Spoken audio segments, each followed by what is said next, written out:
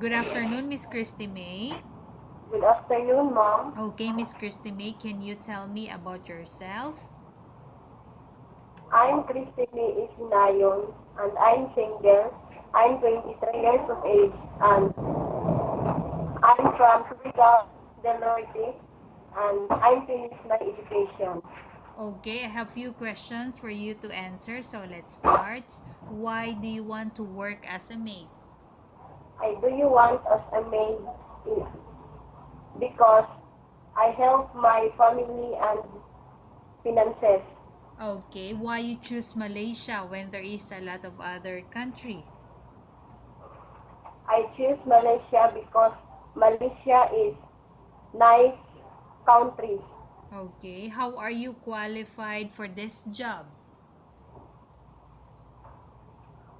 Further, Mom, Okay, how are you qualified for this job?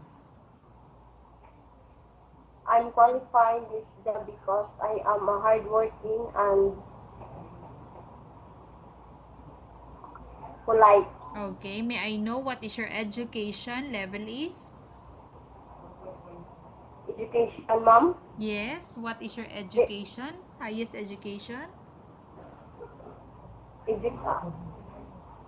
BSF in BSF Bachelor of Secondary Education. Okay, are you a college graduate or secondary graduate?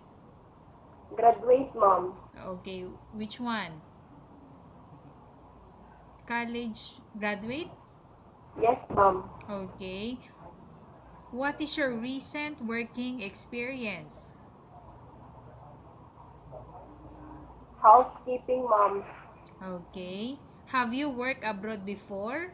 No, Mom. Do you have experience of taking care of baby? I have uh, I have no experience, Mom, but I'm willing to care my baby. Okay. How about elder or older people? Do you have the experience that you take care before? No, Mom.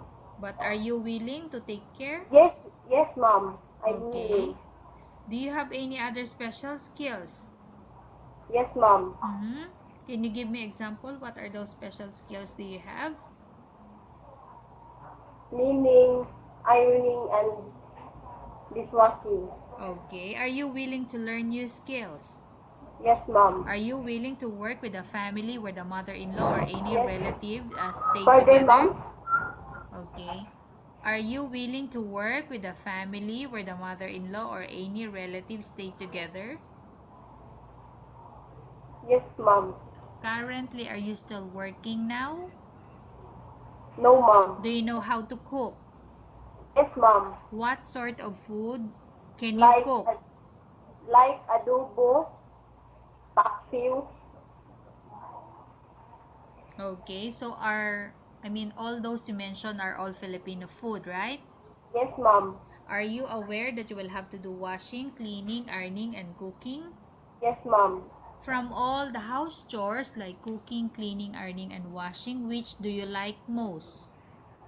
Cleaning. You are not allowed to use handphone or cell phone during working hours.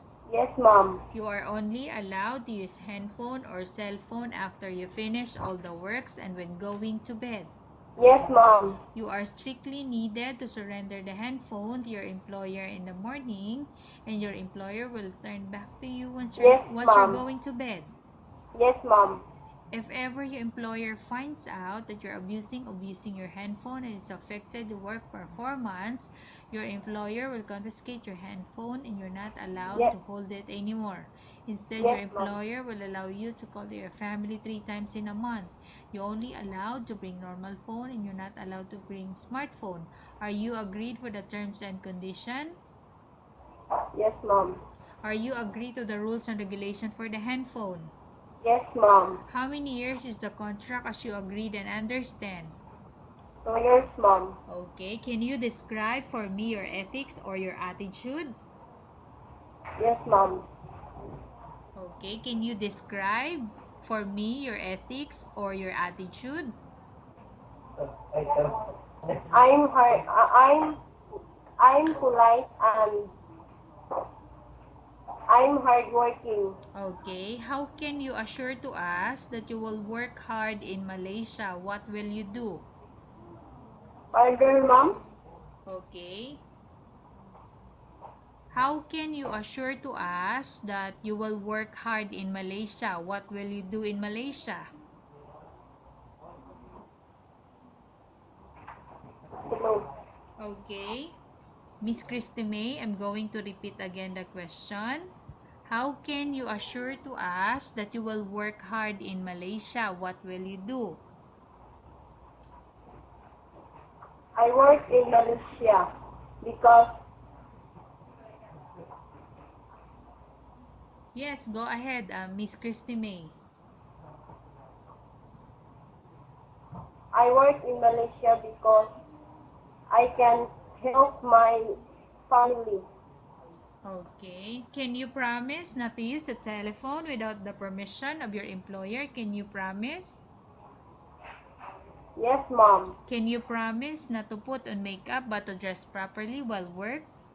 Yes, ma'am. I Can you promise. promise not to invite friends and relatives without the consent of your employer? Yes, ma'am. Can you promise not to ask for advance salary from your employer under any Yes, ma'am. circumstances? Okay, I'm going to repeat again the question. Can you promise not to ask for advance salary from your employer under any circumstances? Yes, ma'am. Do you really understand of the rules and regulation of the agency? Yes, ma'am. Do you pay any placement fee for you to come to Malaysia to work as a maid? No, ma'am. Do you have any history of sickness, example breast cancer or any other illness? No, ma'am. Do you suffer from any skin diseases, allergy, or physical No, ma'am. defect? Okay. Have you suffered from any serious illness? No, ma'am. Do you smoke? No, ma'am. Do you have any tattoo in your body? No, ma'am. Do you take any prohibited drugs before? No, no, ma'am. Have you undergone any operation or surgery? No, ma'am. Okay. Are you medically fit? Are you fit to work? Pardon, ma'am? Okay. Are you medically fit to work? Are you fit to work?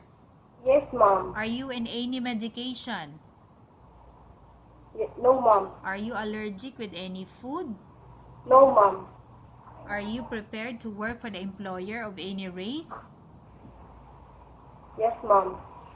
Are you prepared to eat the type of food taken or given by your employer? Yes, ma'am.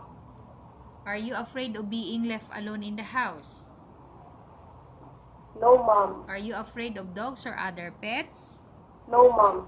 Can you promise to work according to instruction from your employer? Yes, ma'am.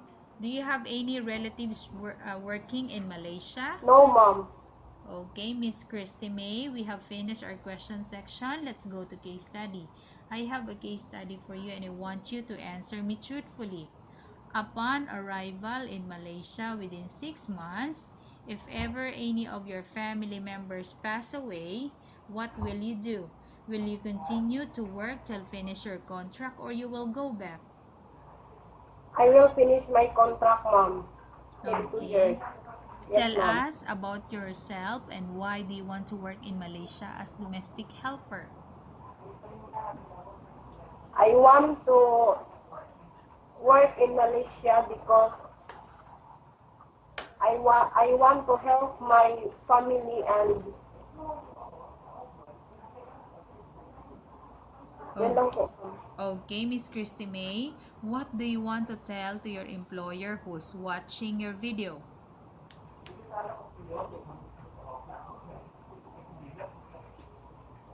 Christy May, what do Yes, you ma'am. want to tell to your employer who's watching your video? Ma'am, choose me because I will do my job and I am hardworking. Okay, thank you And I very much, prepared. Miss Christy May. We will update your agency if there's any selection made with the employer. Yes, ma'am.